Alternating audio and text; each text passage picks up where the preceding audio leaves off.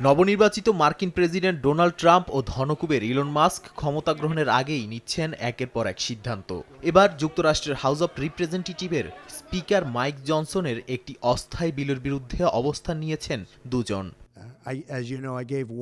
নতুন বছরের শুরুর দিকে সরকারি কার্যক্রম চালু রাখতে $100 বিলিয়ন একটি অস্থায়ী বাজেট নিয়েছিল বিলটি। এই অর্থে দুর্যোগ মুহূর্তের ত্রাণ, কৃষকদের অর্থ সহায়তা ও বাল্টিমোরের সেতু পুনর্নির্মাণের কথা ছিল।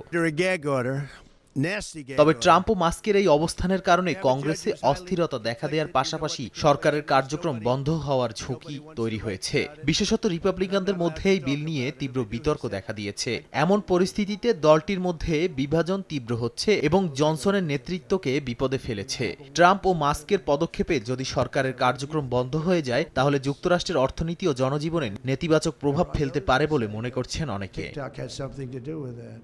Double million offer Walton fridge কিনে পেতে পারেন 20 লক্ষ টাকা, রয়েছে কোটি কোটি টাকার নিশ্চিত উপহার। এই রাজনৈতিক অস্থিরতা ট্রাম্পের দ্বিতীয় মেয়াদে কিভাবে চলবে তার একটি প্রাথমিক সংকেত হিসেবে দেখছেন বিশ্লেষকরা। এই সংকটের মধ্যে কংগ্রেসে 2025 সালের বাজেট তৈরিতেও রয়েছে অনিশ্চয়তা। আগামী কয়েক সপ্তাহে এর পরিণতি কি হবে তা নিয়ে চলছে অনেক জল্পনা কল্পনা। এদিকে ট্রাম্পের মারে-লাগো রিসোর্টে ট্রাম্পের সঙ্গে নৈশভোজে অংশ নেন জেফ বেজোস ও ইলন মাস্ক। এদিন ট্রাম্পের অঙ্গ সংগঠনে $1 মিলিয়ন সহায়তার ঘোষণা দেন বেজোস। নাদিম মারজান, সময় সংবাদ।